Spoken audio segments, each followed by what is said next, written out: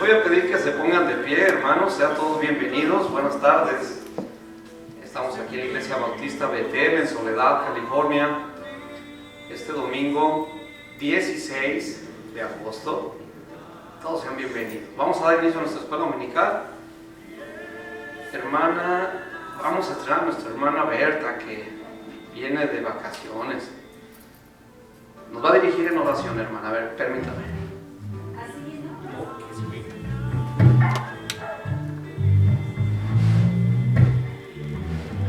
Bendito Padre, te damos gracias por permitirnos aquí, Señor. Es un privilegio para mí, Padre, orar y pedir, Padre, que tú nos bendigas, nos des sabiduría e inteligencia. Gracias por ser escogida, hija tuya, Señor. Te doy gracias por estos momentos que vamos a pasar aquí, Padre. Danos sabiduría e inteligencia. Bendice a nuestro maestro, el hermano Trejo. Bendícelo, dale sabiduría, que hable palabra tuya, Padre Santo. Úngelo con tu Espíritu Santo, Padre, y todos los que han de venir, bendícelos y cuídalos en la venida, Señor. Y que todo lo que se hable aquí, Padre, sea palabra tuya. Te doy toda la honra y la gloria porque hasta ahora nos has sostenido en tu inmensa misericordia. Te amo, Señor, te bendigo y todo esto lo ponemos en tus manos. Bendice a cada cosa que va a efectuarse aquí en tu nombre. En el nombre de Jesucristo. Amén. Amén. ¿Pueden sentarse, hermanos? Pueden sentarse. Pues el tema de ahora tiene como título Fe gozosa.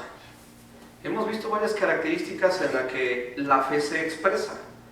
Y esto lo hemos hecho en base a que la palabra en sí, la palabra fe, no nos da algo objetivo. No podemos poner en nuestra mente, en nuestro pensamiento, una forma, una textura, sino hasta que lo vemos en acción. La manera en que nos comportamos, la manera en que nos conducimos a través de nuestra relación con las personas, a través de las experiencias que vivimos, nos permiten demostrar de qué estamos hechos por dentro, cuál es nuestra fe, en dónde está basada nuestro estilo de vida, hacia dónde apuntamos. Entonces, para esto, cada una de las sesiones que hemos visto, ahora es la número 5, fe gozosa, nos está permitiendo darle forma a esta palabra, fe. Entonces, pues para dar inicio, el asunto de nuestra lección ahora nos invita a elegir el gozo aún en medio de las dificultades de la vida. A elegir el gozo aún en medio de las dificultades de la vida. Este enfoque o este asunto a tratar nos invita a pensar en que si yo puedo elegir el gozo, quiere decir que a lo mejor cuando no estoy gozoso es que estoy eligiendo otra cosa. Pero algo estoy eligiendo en la manera en cómo reacciono ante las cosas que me rodean o experiencias que vivo. Hay una pregunta ahí al inicio del estudio que dice: ¿qué puede convertir un buen día en un día terrible, horrible, espantoso o malísimo para usted? ¿Qué puede hacer que su día se convierta en un día terrible? ¿Qué cosas hay que usted diga, con esto se me arruina el día? ¿Qué puede ser? ¿Que se le enferme un hijo? Empieza el día y usted procura que todo salga bien, todo lo que usted tiene planeado para realizar, pero hay algo que usted dice, aquí se me echó a perder el día. ¿Qué puede ser? Un accidente también. ¿Algo más? La otra vez me levanté y no estaba mi Honda. No estaba mi carro. Su carro no estaba donde lo había estacionado. Pero dije, tengo otros dos, vámonos en el otro. Ah, bueno. Pidiéndole mucho a Dios que mejor se lo hubiera llevado la grúa que se lo hubieran robado. Bien. ¿Qué otra cosa puede haber que le arruine el día y se convierta en un día horrible y espantoso? ¿Ya peleé con usted? Ah, de echar pleito con alguien, sí, eso arruina el día. ¿Que no sonó el despertador? Para levantarse, para los que no se levantan si no es con el despertador. que se le arruine el día y se le eche a perder porque ya va atrasado en todos los planes que tenía para el día.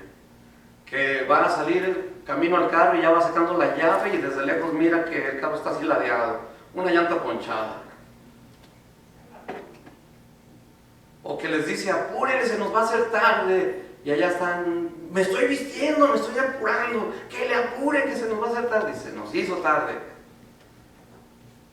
Y caer en manos del tiempo de otro. ¿Cuántas cosas hay que nos arruinan un día? En mi caso, nomás no me arruinan el día, me arruinan mis planes. Tengo que replanear todo. Pues yo pienso que la mayoría de todos es lo mismo, ¿no? Claro, también si por eso algo que te pasa en el principio, vas a estar enojado todo el día, pues, porque te arruinó el día todo eso, tienes que replanear y sacarlo, o sea, ver la manera de arreglar las cosas para que te sientas mejor. Salir lo menos raspado posible ya después de todas maneras darse cuenta que algo te arruinó el día. Porque, por ejemplo, yo el lunes pasado tenía un día de trabajo, contraté al pastor para que me ayudara ese día, porque yo tenía trabajo para él y para el hermano Mate y para mí. Y había hablado una semana antes a la maderería para dar ciertas maderas que ocupaban para hacer ese trabajo. Y nosotros estábamos el día lunes y no llegó la madera. Se echó a perder el día. Sí. Un día de trabajo. Se echó a perder el día, pues lo que pasó, le dije, ok, no llegó la madera, vamos a trabajar 2 o 3 horas ahorita nada más. ¿Quieren acabar el día mañana? Para muchas personas el concepto de que algo se salga de su control, de su dominio, de sus planes, significa la pérdida. Y la mayoría de las veces se les mira aventando todo. Si ya no salió bien desde el principio, mejor ya soltamos todo y entonces se ve peor la ruina. Se ven envueltos en la pérdida total cuando pudieran rescatar un porcentaje todavía de lo perdido. ¿Sí, hermano? En la semana pasada, en dos carros no llegaron las partes correctas y el tercer carro tenía que sacar la transmisión por segunda vez. Algún detalle así. Y realmente podría arruinar, pues no solo el día, yo creo que la semana entera. Pero yo creo, hermano, que no me diera nada arruinar nuestro día. De todos modos, estamos confiando que las cosas que nos suceden, Dios las dirige. Yo pienso más bien que debiéramos nosotros decidir que no se arruine. No había vuelta de hoja, tenía que sacar la transmisión y no había vuelta de hoja, tenía que esperar hasta que llegaran las otras partes. Entonces, hablé con los clientes, les expliqué el asunto, les compartí de la palabra y realmente uno decide, Señor, si esto está saliendo así, algún plan tú tienes pero nada debiera de arruinar nuestro día. Y entonces, con lo que está diciendo el hermano, podemos considerar que aún así tenemos en nuestras manos la posibilidad de modificar el perjuicio, el daño, la pérdida, el enojo, cualquiera que sea lo que arruina tus planes. Pueden pensar en que tenemos la posibilidad todavía de manejar esas situaciones, las más de las veces. Si tenemos autocontrol, sí. Autocontrol, ya manejó aquí una palabra nuestro hermano. A ver, defina autocontrol. Autocontrol. Controlar, que Apolonio controle a Apolonio mismo. Controlar el auto. Porque nadie tiene el control sobre las situaciones que yo. Y aparte Dios. Oh, por supuesto, más en el momento, las circunstancias que se nos dan, es como decimos una frase, se nos mueve el tapete. Y si estamos bien parados, bien equilibrados, perdemos el equilibrio y tendemos a caer, a tropezar. Y en un sentido figurado, pareciera que en el andar en la vida, las cosas que no teníamos planeadas, las cosas que no salen como querían, nos hacen caer. Y pareciera que vamos a caer de lleno planos al suelo, pero podemos todavía meter las manos para no salir tan raspados. ¿Y autocontrol en qué consiste, hermano? ¿Qué pudiera ser el autocontrol? El domingo pasado nuestra vez nos sirvió. La vez nos sirvió el domingo pasado. Estábamos en Monterrey y nosotros ya teníamos todo planeado el tiempo para llegar al servicio, a la clase de hermanos de la bienvenida que es. Y de repente no quiso prender. Nomás no prendió. No prendió. Y la dejamos por un buen rato que enfriara, tal vez los bulbos se sobrecalentaron. Y en lugar de tomar una mala actitud sobre el asunto, pues, el Señor tiene un plan para nosotros, vamos a comprar nieve. Y estábamos comiendo nieve en el monte de Monterrey.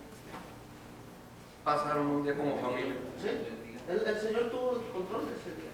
Ahora, de mí depende si yo hubiera tomado Y enojarse. voy a comprar ahorita mismo. Ándale. Pero la situación hubiera cambiado si no tenemos autocontrol, dominio propio.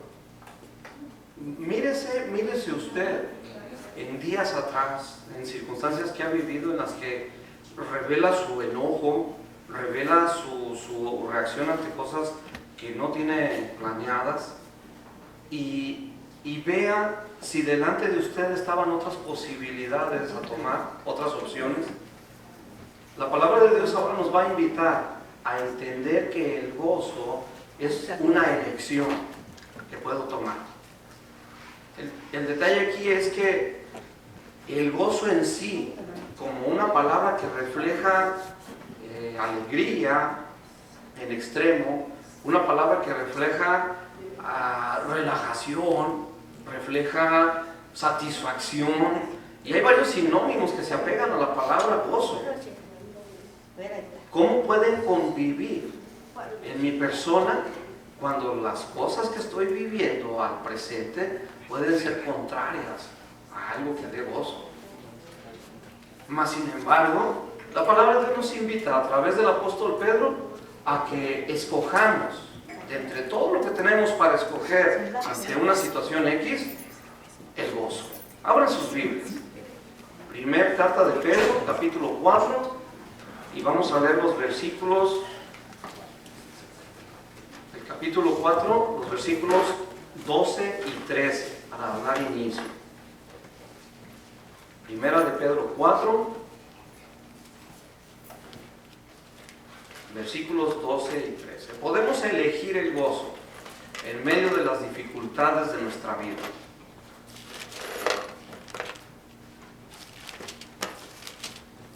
A ver, hermano Polo. 12 y 13.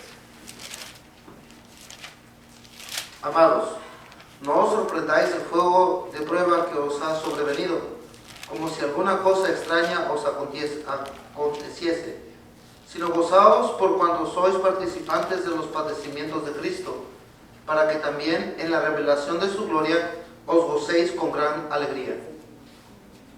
Hasta ahí.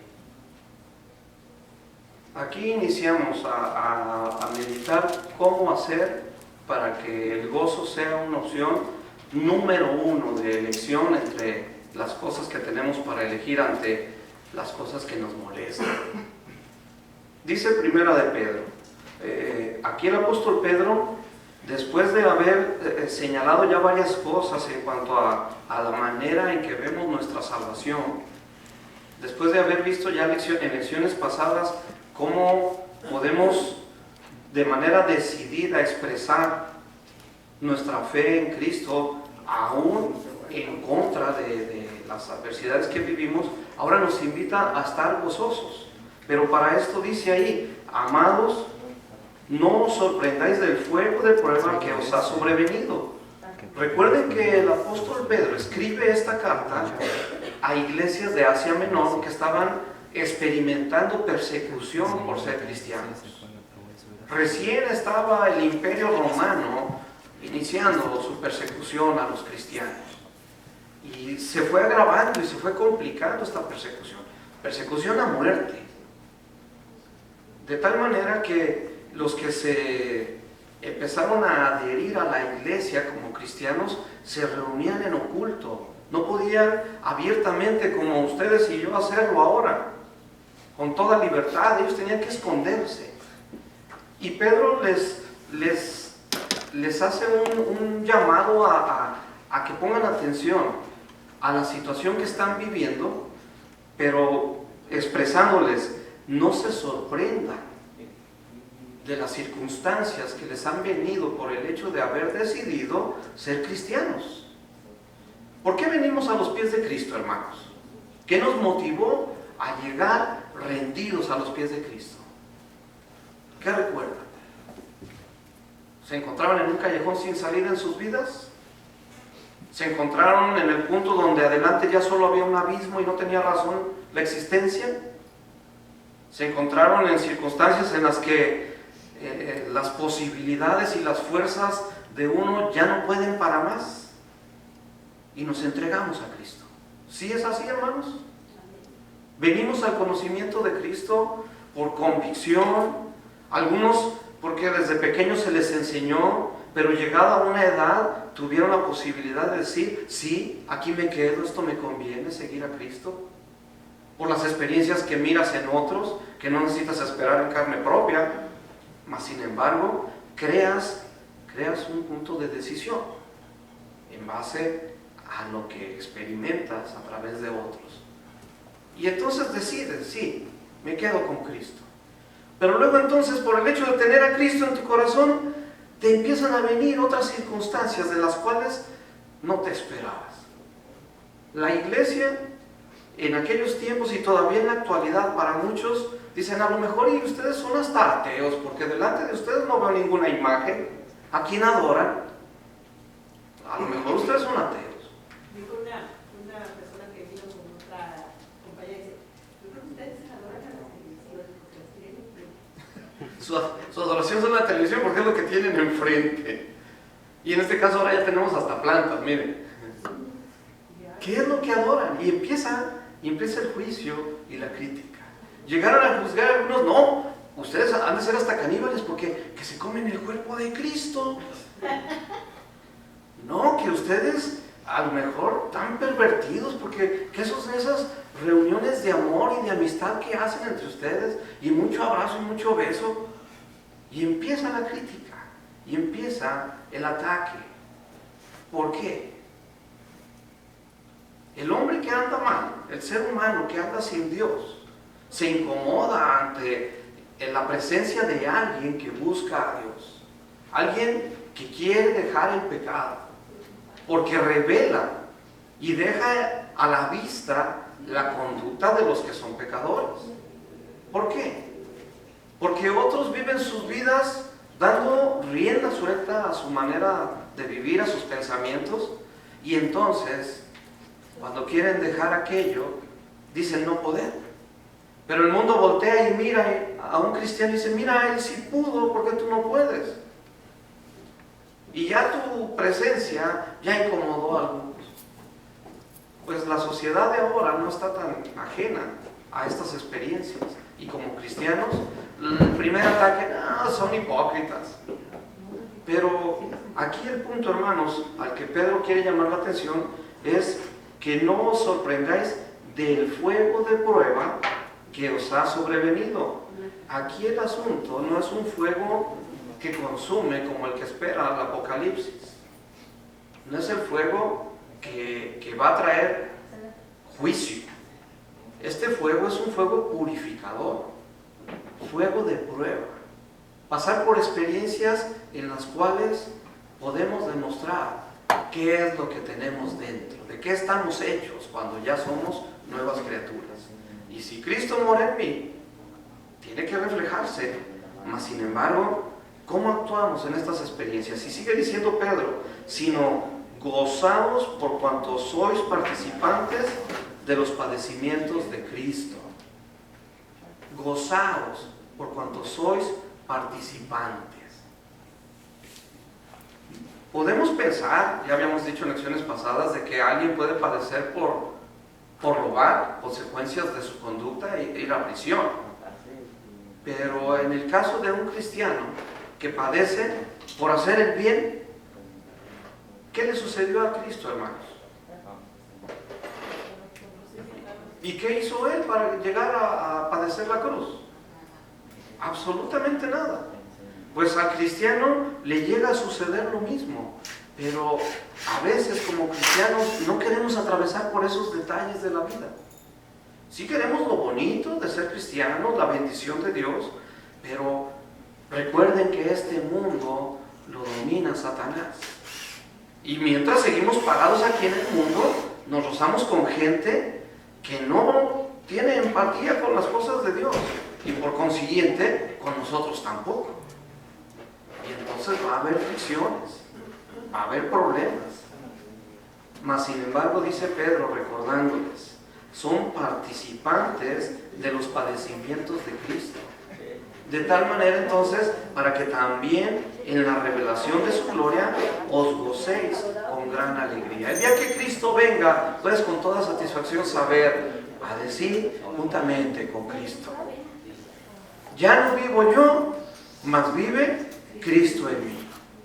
Y si vive Cristo en mí, entonces, lo que ahora viva en la carne, lo vivo confiado en la fe que tengo en Cristo Jesús. Pero lo sabemos de memoria, mas sin embargo a la hora de la práctica, ¿cómo lo vivimos? Por el hecho de ser cristiano, a lo mejor hay personas que te etiquetan de muchas maneras y te invitan a alejarte de ser cristiano. Nosotros no padecemos persecución, pero ¿qué tal que viviéramos bajo persecución y ahorita entrara alguien y dijera que va a matar a todos los que digan que son de Cristo? ¿Negaríamos a Cristo? Yo nomás estoy aquí de invitado, a mí me trajeron. ¿Qué diríamos? Y en el momento podemos definirlo. Mas sin embargo, en el diario vivir, no puede ser la experiencia así como esta. Mas sin embargo, las experiencias que vivimos nos hacen sacar a flote nuestro verdadero yo. Por ahí hay un programa televisión, por cierto, no es de mi agrado, pero ese de Te caché o Cámara Escondido, no sé cuál es el título, son diferentes programas, pero que graban a alguien que lo ponen bajo una circunstancia que no se esperaba. Y entonces hay personas que con susto, otros con enojo, otros ya se quieren pelear y otros sacan de adentro su verdadero yo. Y cuando empieza la grabación de aquello, se les ve a las personas bien centradas y bien tranquilas, pero les empiezan a revelar el truco o lo que les saca de sus casillas y entonces sacan de dentro de sí lo que en realidad sienten, si es enojo. Y algunos hasta sueltan malas palabras, otros se quieren pelear. Algo así parecido pasa con lo que vivimos como cristianos. Y en el momento, a lo mejor no nos damos cuenta de nuestra reacción. Y decía una experiencia de nuestro hermano Pablo, podía haber agarrado patadas la camioneta, ¿verdad? Porque no quería aprender. Pero dijo, bueno, vamos a sacar mejor algo de provecho. ¿Te enojas? ¿Cómo reaccionas ante las cosas que vives? ¿Cuál es tu actitud? Y sabemos que Dios está en control de nuestras vidas, sabemos que Dios sabe de qué tenemos necesidad. ¿Qué otra cosa sabemos de Dios, hermanos? Sabemos que esta vida es pasajera, sabemos que nada nos vamos a llevar, pero en el momento, lo que vamos viviendo, pareciera como que nos aferramos a lo que aquí tenemos y respondemos, nos defendemos, tratamos de no salir perjudicados, mas sin embargo, a lo mejor no revelamos a Cristo. Y entonces dice el apóstol Pedro, siguiendo en el capítulo 4, vamos a leer ahora el versículo 14. Hermano, ¿por otra vez?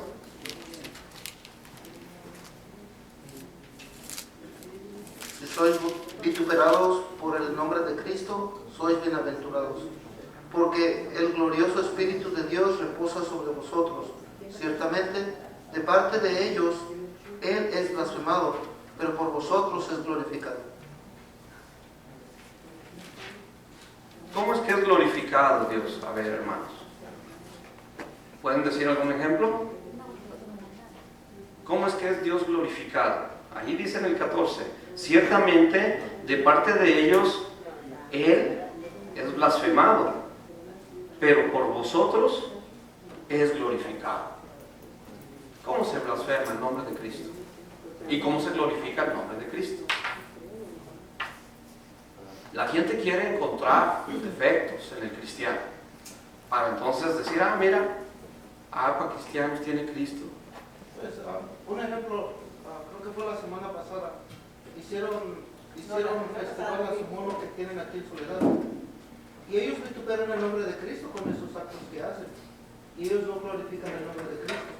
Pero si a mí uno de ellos me invita y me dice, vamos al baile, vamos al kermés, vamos a mirar las cosas que ellos hacen, si yo decido hacerlo, estoy vituperando el nombre de Cristo también junto con ellos.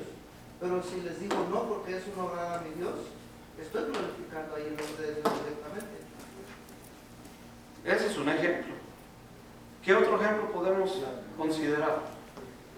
Los jóvenes especialmente, tal vez nosotros los adultos ya vamos asentando más nuestros valores y nuestros principios, de tal manera que los que nos rodean ya nos conocen.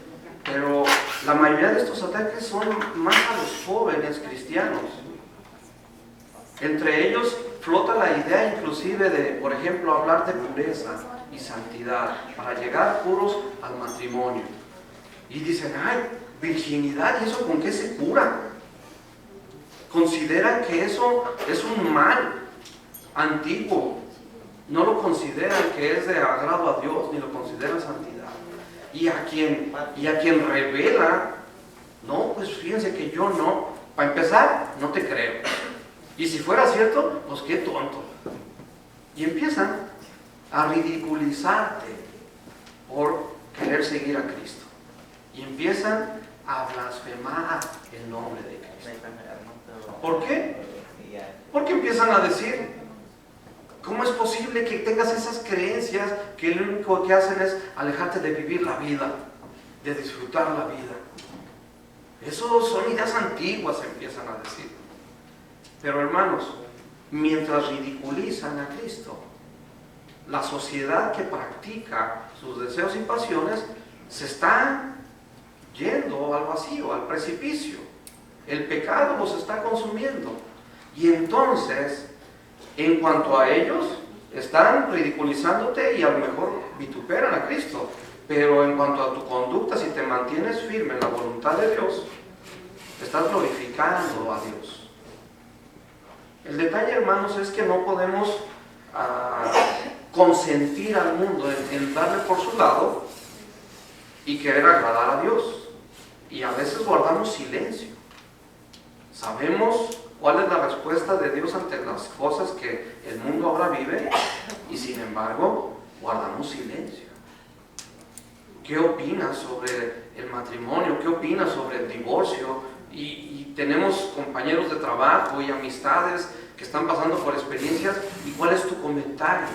Si llegan a pedirte una opinión, ¿revelamos a Cristo? ¿O tenemos temor de que vayan a decir por nuestra conducta? Ya va a empezar el padrecito Saúl a hablar. Ya va a empezar San Fulano a decir su opinión. Y empieza la burla por tu conducta. Y una vez más Pedro quiere dejar asentado para los lectores de esta carta hacia dónde apunta y poner solución a cómo hacerle para poder escoger el gozo como la mejor opción ante la adversidad. Primera de Pedro 4, versículos 15 al 19. ¿Quién quiere leer esta porción? Voy a pasar el micrófono.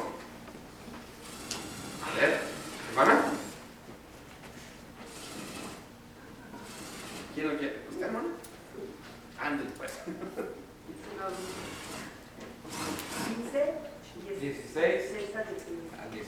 15 al 19. Dice, pero si alguno padece como cristiano, no se avergüence, sino glorifique a Dios por ello. Porque es tiempo de que el juicio comience por la casa de Dios, y si primero comienza por nosotros, ¿cuál será el fin de aquellos que no obedecen al Evangelio de Dios? Y si el justo con dificultad se salva, ¿en dónde aparecerá el impío y el pecador?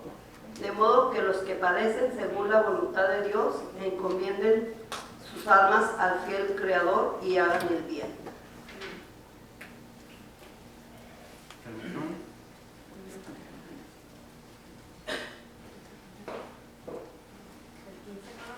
no leyó el 15, ¿verdad? Y muy importante. A ver qué dice el 15. Primero de Pedro 4:15. Así que ninguno de vosotros padezca como homicida, o ladrón, o malhechor, o por entremeterse en lo ajeno. Pedro diferencia entre 4 cosas para poner en el pensamiento cuál sería una manera de padecer por causa de. Y ahí dice, así que ninguno de vosotros padezca como homicida. Alguien que quita la vida a otro. Y esto pudiera decirse acá entre nosotros, es lo peor, matar a alguien. Mas sin embargo, Pedro pone una lista en la que pone de igual sentido tanto al homicida como al que se entremete en lo ajeno.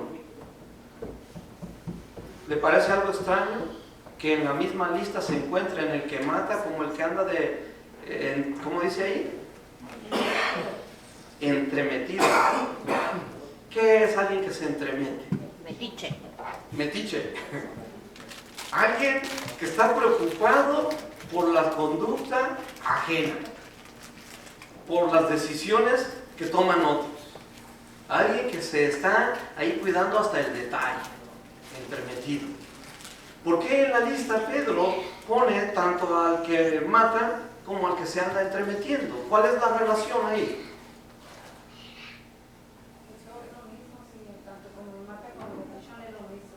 A lo mejor acá entre los humanos no va alguien a la cárcel por andar de entremetido, pero el que mata sí.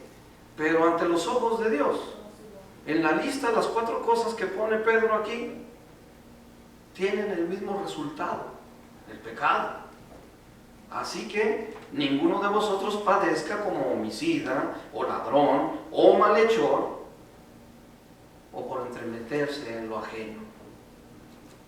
Y a lo mejor la crítica que hacen de ti es de aquel que precisamente está vigilante de tus detalles, observándote para ver en qué caes.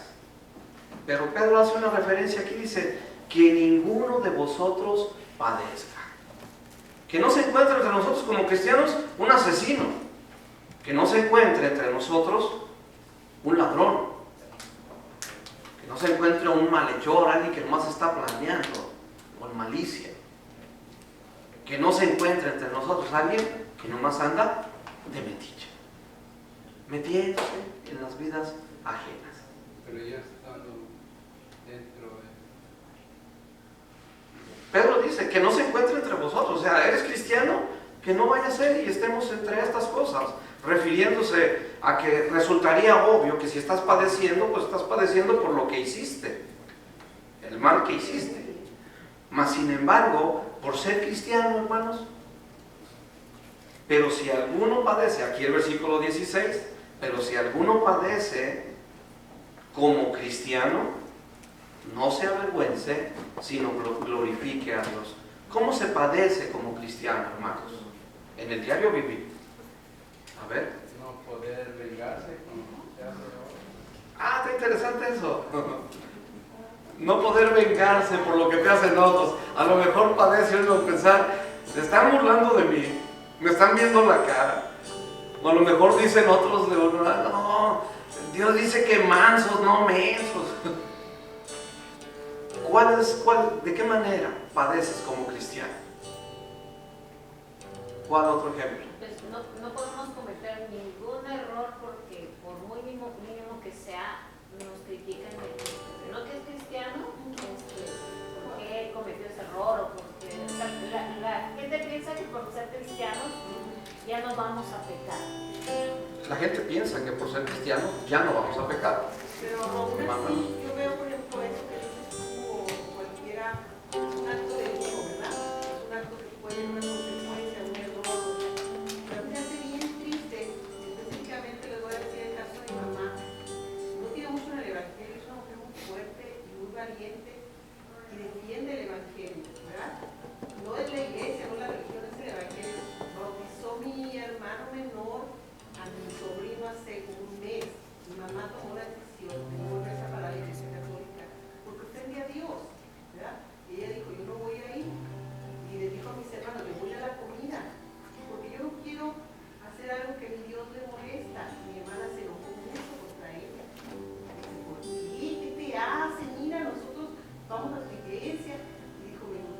mamá, no voy a ir porque yo no quiero tener a Dios. Y ella no fue, hermano. Y uno dice, no, está fácil, ¿verdad? Pero toda la familia se nos contra él. Todos, al grado de que se casó ayer mi hermana no viene a mí. Si usted no va, yo tampoco. Digo, mamá, el precio es muy alto, mamá. Aunque tú vayas, algunos se pagan. O sea, no es una garantía que te dan. Decir, ah, sí, yo voy a ir, que tú vienes. No, o sea, es algo que Dios te dice en tu corazón. Y Dios que se encargue de lo demás. Es muy difícil para mí ver que tu sentimiento de mamá o la tristeza, ¿verdad? Por seguir las cosas de Dios. Pero yo sé que Dios la va a glorificar y que Dios va a dar ese triunfo que ella. Y al final fueron todos y fue un evento muy bello, ¿verdad? Pero ese sostuvo en Dios, y ese es el pago bien fuerte, hermano, porque es la familia. Cuando es alguien de tu trabajo, cuando es un compañero, se le llega a uno a resbalar poquito, pero cuando es alguien que tú amas tanto, es bien duro. Hermana Berta. No, bueno, como dice la palabra, poner la otra mejilla. Poner la otra mejilla. ¿De qué manera se padece como cristianos? Hay mucho que decir, porque aún como cristianos, el hecho de ser cristianos a lo mejor en nosotros crea cierta postura que pudiera caer como los fariseos que oraban. Ah, Dios, te doy gracias porque no soy Como esos otros. pecador como este. Y entonces, si esta actitud te acarrea problemas, créeme lo que no estás padeciendo por Cristo. Estás padeciendo por una conducta en la que tenemos que tener cuidado. Por ahí dice la palabra de Dios, veíamos en la semana, instruye a tiempo y fuera de tiempo. Y a veces nos queremos abanderar de este concepto para decir, en cualquier momento y como sea, y nos volvemos inoportunos. Y en lugar de ser prudentes como serpientes, como también la palabra de Dios dice, nos volvemos a lo mejor claridosos en lugar de claros y atrevidos. Y entonces ofendemos a alguien y después nos acarrea problemas y decimos, padezco por predicar a Cristo. No, hermanos, créanme lo que vestirse de esa manera bajo esos principios también no es así. Tenemos que ser prudentes. Y aunque sí, insta a tiempo y fuera de tiempo, no tiene por qué chocar la misma palabra de Dios. Y tenemos que entender a dónde camina cada versículo. Y a veces en el ejercicio de nuestro cristianismo, nosotros mismos nos acarreamos circunstancias para con los demás que nos hacen chocar. Y en realidad eso no es padecer por Cristo. Padecer por Cristo es el hecho de que tú guardas silencio y no te vengas de alguien porque esperas en Dios. Y aún así, hay cristianos que dicen, yo me apego a ese pasaje que dice, ascuas de fuego amontonas sobre su cabeza, pero Señor, hasta ahorita no he visto que los consuma. Como que, Señor, como que en mi juicio es verlos calcinados. Y entonces sí decir, ya llegó ahora sí. Todavía no les quebran los dientes. Québrale los dientes, dice otro pasaje, ¿verdad? Y quisiéramos apegarnos a esos. No, hermano.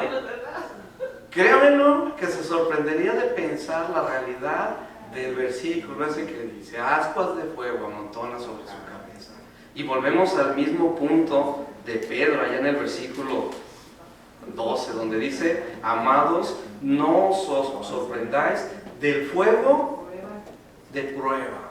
Exactamente esa palabra fuego que se usa, de fuego de prueba, y fuego de ascuas de fuego, es exactamente la misma palabra, fuego purificador. Porque haciéndole bien a tu enemigo, porque orando por tu enemigo, ascuas de fuego amontonas sobre su cabeza. ¿Qué va a suceder?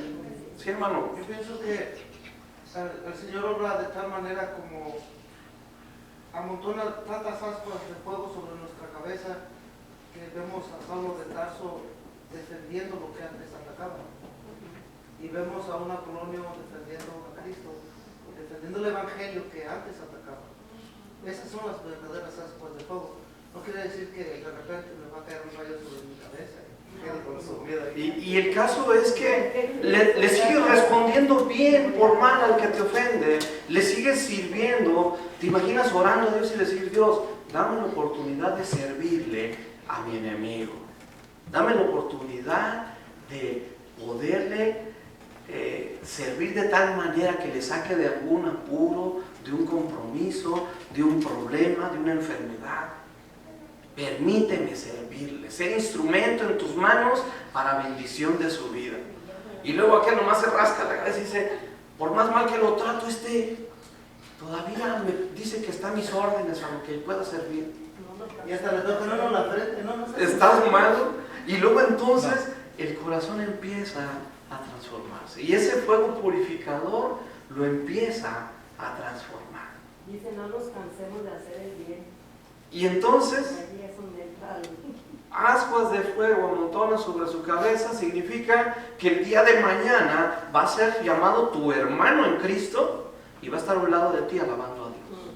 Ah, no, consúmelo, Señor, porque casi me matan, porque me hicieron daño, porque soy tu hijo, porque tú eres vengador, porque mía es la venganza, dice Dios. Y luego dice una hermana allá en Guadalajara, y que me vaya tocando estar en la terminada a un lado alabándolo por siempre, dice, que no puedo ver. Bienaventurados somos, dichoso, feliz el que padece por Cristo. Pero que no se ha encontrado entre nosotros que padecemos y pone una lista de cosas ahí. No es la lista total de los pecados y males del hombre, no.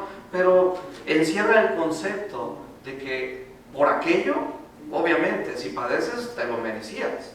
Pero por servir a Cristo, por ser cristiano, eres bienaventurado. Y dice más adelante, por allí, el versículo 18, y si el justo con dificultad se salva, ¿en dónde aparecerá el impío y el pecador?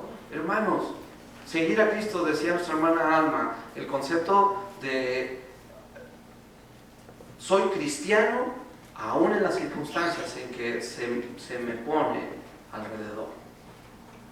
Y la tarea en el sentido parece difícil, pero con Cristo todo lo podemos. Pero mientras el proceso se da de llevar la vida cristiana a cabo en un mundo que camina al contrario, la tarea es encomiable, de tal manera que demostremos que de veras Cristo mora en mí. En el momento tú tienes todo bajo control, en el momento que estás viviendo todo va bien, pero de repente algo se sale de tu control. Y entonces, ¿cuál es tu reacción? A algunos les gusta buscar culpables para liberar su responsabilidad y decir, no, esto pues salió mal porque fulano o sultano no hizo, no cumplió y libero mi responsabilidad. Otros se enojan y avientan todo, pues hasta aquí llegamos y ya se acabó. Otros, y podemos así seguir la lista, ¿cuál es tu reacción cuando las cosas se salen de control? Pero en este caso es por seguir a Cristo. Por seguir a Cristo. Yo voy a hablar, le dijo un patrón a su empleado, yo voy a hablar con tu pastor para decirle por qué no puedes venir el domingo a trabajar. Y dijo el empleado, le voy a presentar a mi pastor y me lo van a convertir. Que hable con mi pastor, dice, sí, que hable con mi pastor para que le revele por qué no puedo venir los domingos. La sociedad no está de acuerdo con que tú no estés de acuerdo con la sociedad, porque nuestros estatutos, nuestros lineamientos a seguir en esta vida ya no son lo que marca la sociedad, es lo que marca Dios. Nuestra ciudadanía es celestial, ya lo hemos dicho. Entonces, vivamos bajo los lineamientos de aquel del cual somos sus hijos.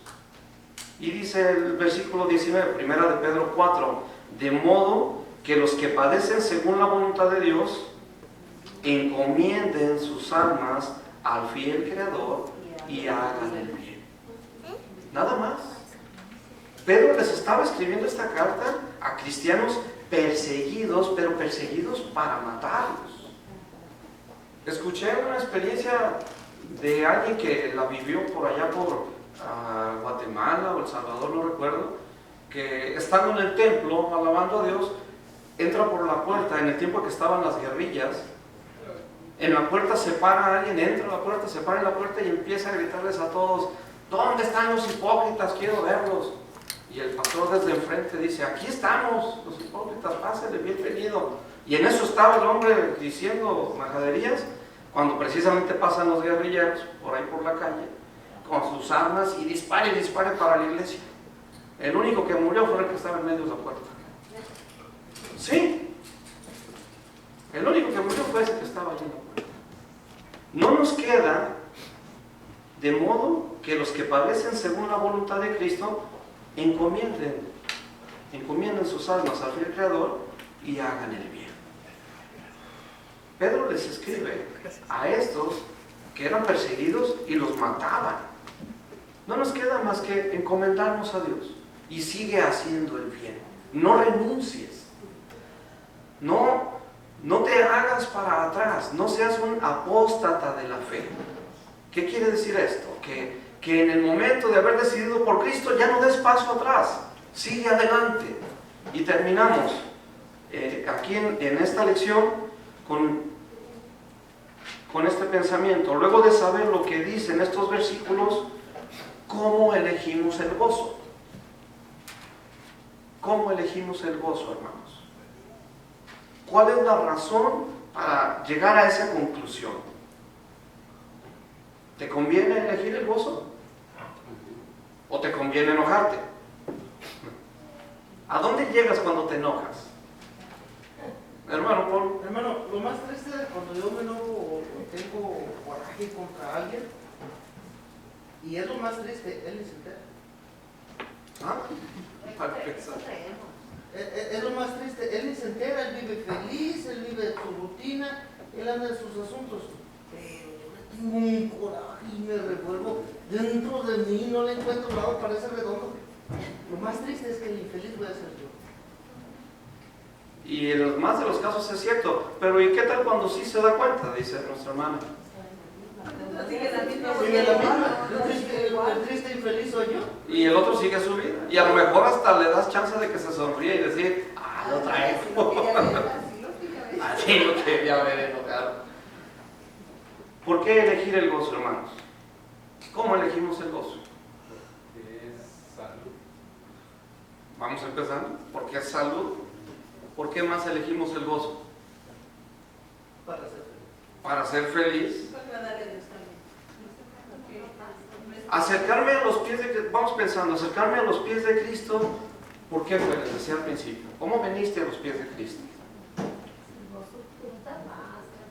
Por buscar paz, tranquilidad. Entonces, ¿es cierto que Dios se esmera en tu paz? ¿Es cierto que Dios se esmera en tu tranquilidad? ¿Cuál es la promesa que tenemos de Dios por tener a Cristo en el corazón? ¿Y cómo va a ser allá en vida eterna? O sea, tener vida eterna, ¿qué significa? Allá donde no hay llanto, ni dolor, ni enfermedad. Y mientras llegamos a vida eterna, Dios nos da arras de su promesa, nos da probaditas. Miren, esto les va como muestra de lo que acá les tengo listo, de lo que les tengo preparado. Y nos va dando probaditas de su gloria. Y nos gozamos en Él. Entonces, ¿cómo puedo yo elegir el gozo como opción de entre todas las cosas a elegir en mi manera de reaccionar? ¿Cómo es que puedo elegir el gozo? ¿Por salud? ¿Por felicidad? ¿Por qué más? Porque Dios me ama. Porque Dios me ama. Si yo estuviera extendiendo la mano para darle algo a alguien y ese alguien nomás se da la vuelta y así ve la mano y a lo mejor se le hace poca cosa lo que le estoy dando y se da la vuelta y me deja con la mano extendida. ¿Se imaginan a Dios en su mano dándote gozo, dándote lo que el mundo no te ofrece? Y nosotros volteamos y vemos como si fuera poca cosa y decimos, no, se está riendo de mí, me voy a desquitar. Ese que me hizo enojar se está riendo de mí. Le voy a enseñar. Y Dios se queda con la mano así, porque no tomo de su mano el gozo. Prefiero mejor la venganza, o el enojarme, o el revirar, el responder. ¿Cómo elijo el gozo? Luego de saber lo que dicen estos versículos, ¿cómo elijo el gozo, hermanos? Pues después que la experimenta uno, puede gustar. Esa palabra experimenta. ¿Cuánto hemos experimentado de Dios? ¿Y cuál es el resultado? ¿Y qué hemos experimentado del mundo? ¿Y qué nos ha dejado, hermanos?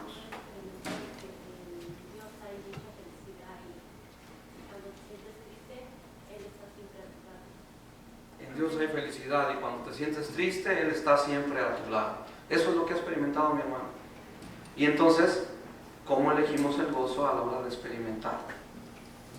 Que este mundo no le parece que seas cristiano. Cuando ya siente uno que la necesita, hay que mantenerlo claro. Porque hay muchas experiencias que vivimos. En particular, yo creo que todos tenemos un primer encuentro por primera vez y ese gozo que sentí, dije, pues no, aunque pase cosas en mí, yo no lo vuelvo a dejar. Así. Venimos a los pies de Cristo y es un apasionamiento por las cosas de Dios y en el proceso como que nos vamos apagando. Y a veces el querer hacer las cosas para agradar a Dios, hasta aquí mismo en la iglesia choca. Y hay desavenencias y hay fricciones y no parece la respuesta de unos contra otros y aún entre nosotros como iglesia. Y luego empezamos a apagarnos, a irnos entristeciendo. Mas sin embargo, Pedro nos invita a encomendarnos a Dios, al fiel Creador, y a hacer el bien. ¿Qué tenemos que hacer entonces? ¿Cuál es la manera en que yo puedo escoger por el gozo? ¿Cómo se escoge por el gozo? Puedes mirar las experiencias que estás viviendo y revelar entre ellas un motivo de gozo. ¿Puedes revelar? Ok, pues entonces ya vamos a terminar con esta meditación nada más. ¿Cómo revelas un motivo de gozo en la experiencia que vives? Cansarse, ¿Por qué, hermanos? Porque padecemos juntamente con Cristo. Lo que Cristo sufrió en la cruz, juntamente con Él lo vamos a padecer. Tenemos vida eterna, pero mientras llegamos a vida eterna, aquí estamos en carne y hueso. Buscarlo, orando, encomendar nuestras almas al Creador. Hermanos, esta lección nos permite demostrar de qué estamos hechos por dentro. Si de veras en nosotros habita Cristo, lo vamos a revelar en el momento. Cuando estamos en el problema, nuestra primera acción, ¿cuál va a ser? ¿Enojarnos? Tenemos que aprender a automáticamente tomar el gozo de Dios. Y no que te carcajees como que no tiene sentido, sino que encuentres satisfacción en saber cuál es lo que Dios, qué es lo que Dios tiene planeado para mí. Sorpréndeme, Dios, con lo que tienes para mí, con esto que estoy viviendo. Y no nada más es para ti, para que los que te rodean conozcan a Cristo. Dios les bendiga, hermanos.